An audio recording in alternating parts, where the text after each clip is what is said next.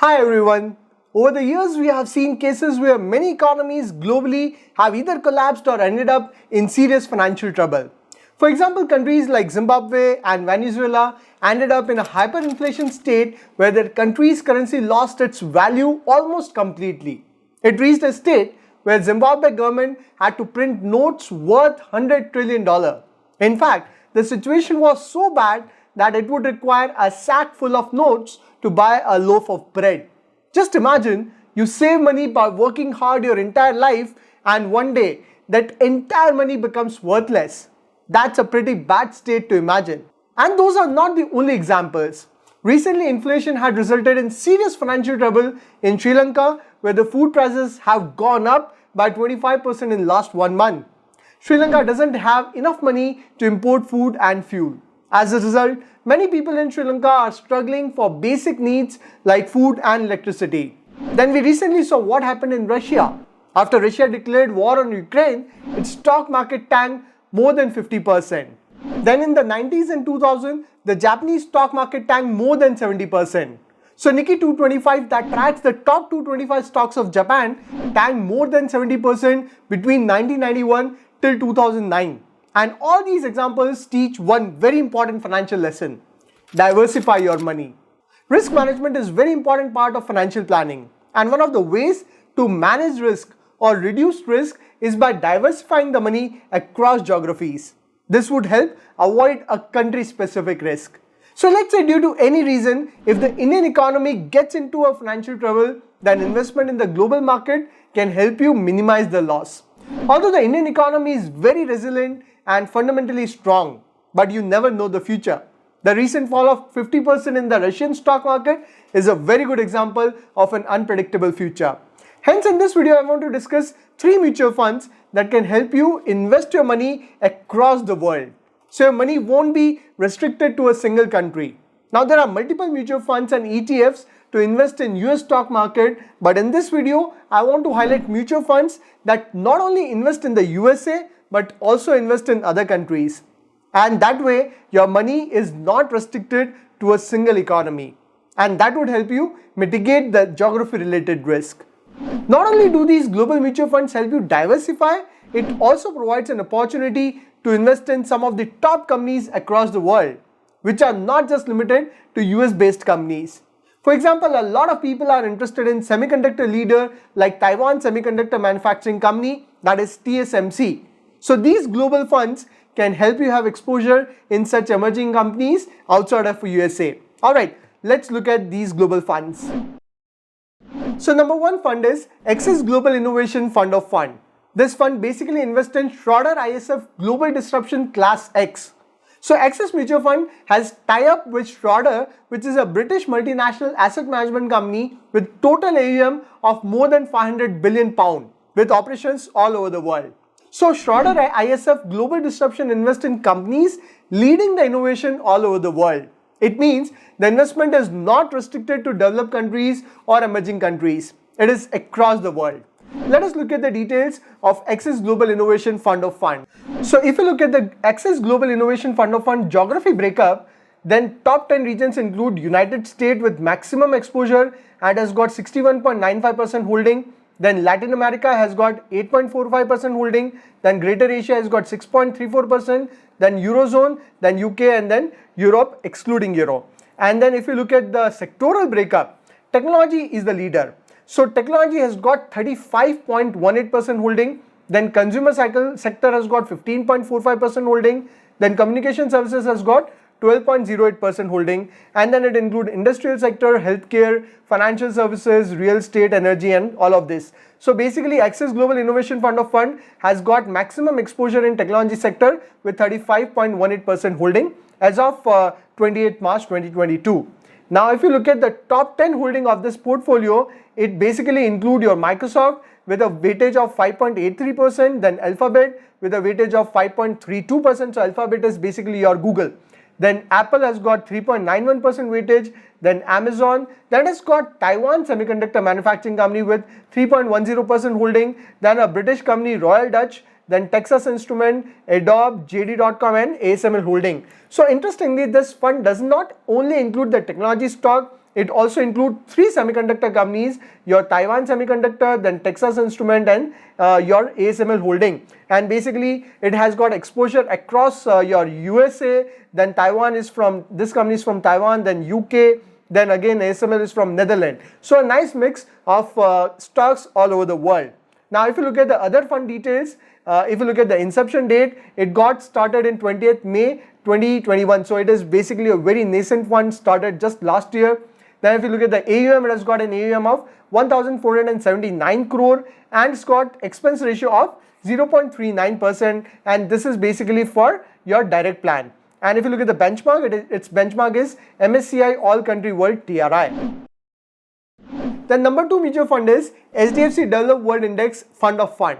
This fund replicates MSCI World Index that basically tracks the 23 developed countries of the world, including your USA, Canada, Japan, UK, France, Switzerland, Germany, Singapore, Australia, etc. And there are more than 1500 stocks in the portfolio from all over the world. But since HDFC Developed World Index can't directly invest in MSCI World Index, it has invested in 5 funds of Credit Suisse, including an ETF that invests in MSCI, US stock, and then 4 Credit Suisse index funds, including the index fund of Europe, Japan, Asia Pacific, and Canada. Again, Credit Suisse is a big investment firm with a total AUM of more than $500 billion. Let us look at the details of HDFC Developed World Index Fund of Fund. Now, if you look at the breakup of HDFC World Index Fund of Fund, you can see that it has got 5 funds in its portfolio. So basically it invests in these funds, and first one is a US based ETF. So like I said, one fund in this portfolio is a US based ETF that has got exposure of 68.08%.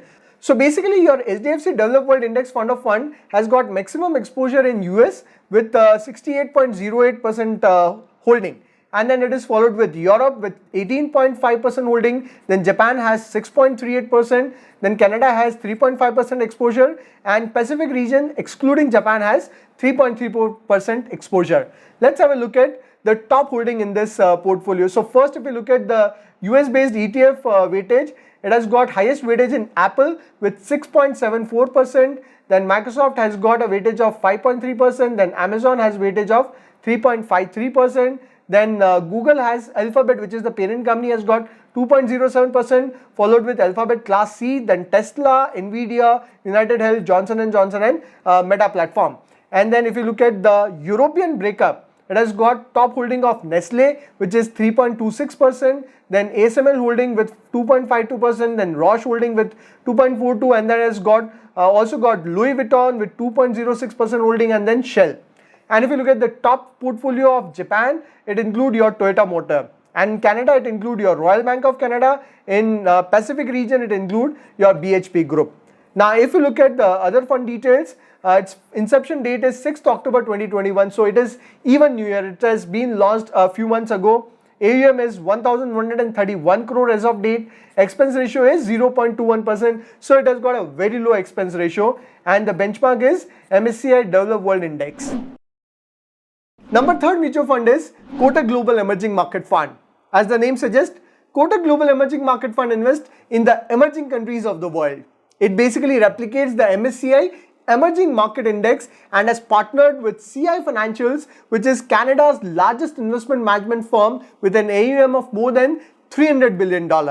So Kotak Global Emerging Market Fund invests in CI Emerging Market Fund that in turn invests in the emerging economies of the world.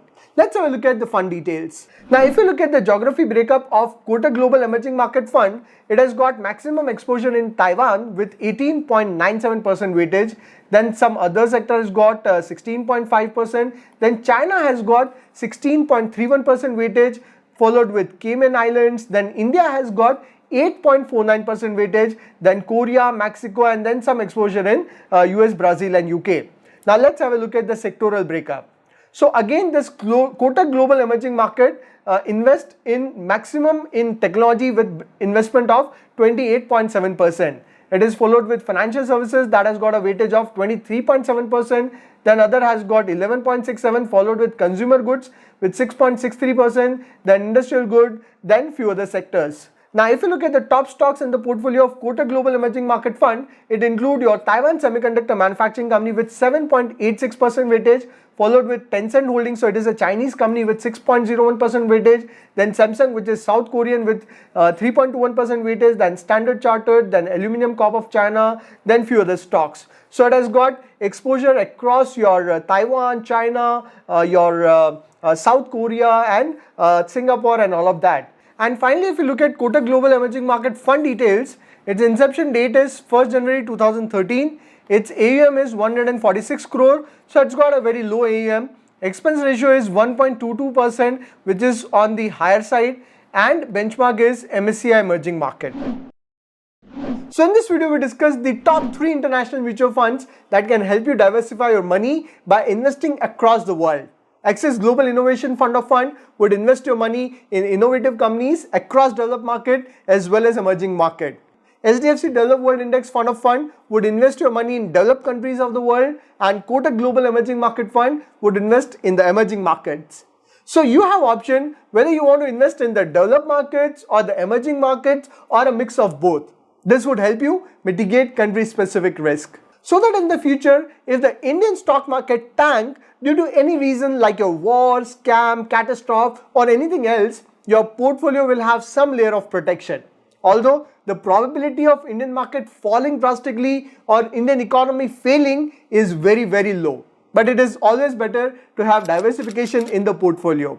A few years ago, there were no options to invest outside India, but now there are multiple options.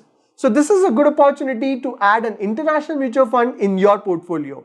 So basically, your money would be invested in the top companies across the world, across domains including your technology, healthcare, energy, financials, etc. By the way, there are already many ETFs and mutual funds that help you invest in the US stock market. In fact, now there are also a few funds that can help you invest in Chinese market or Taiwan market as well. But I have covered mutual funds that invest across the world.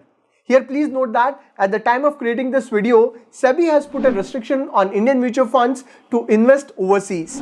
It is because SEBI has put a limit of $7 billion for Indian mutual fund to invest overseas, and that limit has been breached. Although this limit was set in 2007, so that was long back, and hopefully soon SEBI will revise this limit. But until SEBI revises this limit, you can't have exposure in global countries via the mutual fund route. Although you can still invest in a few US based ETFs, as there is an investment limit of $1 billion on ETF which is not yet breached. So hopefully soon SEBI will revise the limit and you would be able to have exposure in the entire world market. I hope you will find this video useful. If you want to learn more about your mutual funds, stock market, money management, etc., you can explore my online course. I'll see you in the next video. Till then, take care.